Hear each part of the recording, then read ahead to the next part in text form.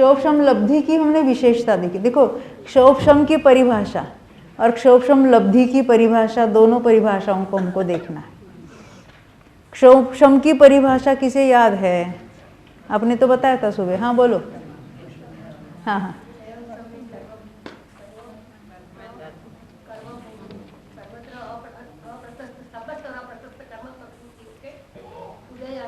क्षोभशम की परिभाषा बताए, पहले बताओ। क्षोभशम सुनना, सुनो शांति से सुनो।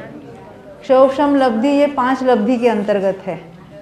और क्षोभशम की परिभाषा हमने बहुत कल पूरी कोशिश मेहनत कर दी थी, है ना। स्वरघाती देशघाती की बात की थी। किसको याद है? आप कहेंगे? हाँ बोलो। बहुत अच्छा, बहुत अच्छा। और स्पर्धकों का उदय, हाँ क्षोभशम कहा था, बरोबर। इसे क्षोभशम कहा था। अब क्षोभशम लब्धि की परिभाषा हमको देखनी। वो क्षोभशम लब्धि की परिभाषा 68 पेज पर थी। बिना देखे कौन बताना चाहता है? हाँ देख लिया ना, सब याद करने में कुछ जुटे।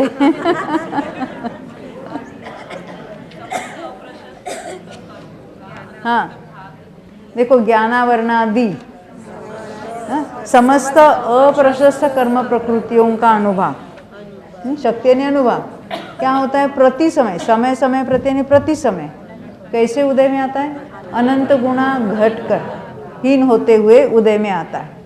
तो एक समय में जितना है उससे दूसरे समय में और अनंतवा भाग, उसका अनंतवा भाग, उसका अनंतवा भाग। तो जिस काल में उदय में आने लगे उस काल को क्या कहेंगे? उतने क्षोभशम लब्धि। ये अंतर्मूर्त की बात है। यानी वो क्षोभ संगी पंचेंद्रिय संबंधी, हमारा 5 इंद्रिया मन को जानने संबंधी हमारी क्षोभशम लब्धि, ज्ञान का इतना उघाड़ कब से चल रहा है? हम इस मनुष्य पर्याय में तब से हमारा क्षोभशम अरे हर एक का अपना अपना क्षोभशम है। एक इंद्रियों को उसके योग्य क्षोभशम है कि नहीं है?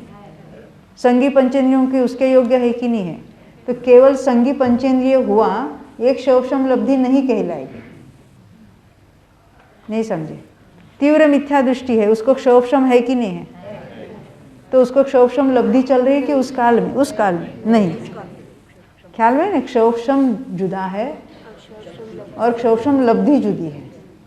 ये बात ख्याल में आई? आगे बढ़ते देखो। तो ये क्योंकि एक क्षोभशम और क्षोभशम लब्धि में जो डिफरेंस है, अंतर है, उसको अगर हम नक्की नहीं करेंगे तो संगी पंचेंद्रिय हुआ तो सबको हमको क्षोभशम लब्धि है ही ऐसा मान के बैठते हैं। और ऐसी मान्यता चल रही थी। उसकी परिभाषा को हम थोड़े विस्तार से देखने की कोशिश करेंगे तो ही ये बात क्लियर होती है। क्योंकि संगी पंचेंद्रिय संबंधी क्षोभशम जो अति तीव्र राग द्वेष के काल में भी है कि नहीं है? हाँ, नींद में चलता रहता है। बेहोश हो गया, अभी कोमा में गया, तो संगी पंचेंद्रियपना नष्ट होता होगा। अरे हमें तो कुछ नहीं समझ में आ रहा है, वो क्या समझ रहा है? नहीं समझे? वो क्या उसका जानना चल रहा है, हमको क्या पता है? वहाँ भी जानने रुक गया क्या?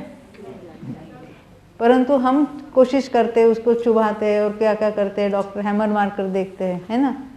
तो डॉक्टर को मालूम नहीं वो क्या क्या जानता है, परंतु वहाँ जानने का कार्य चलेगा कि नहीं चलेगा? क्योंकि ज्ञानावरण का वगैरह क्षोभशम वहाँ वो भी चलेगा। तो वहाँ कर्मबंध होता होगा कि रुक गया? होता है। नहीं तो सब कोमा में चले जाएंगे।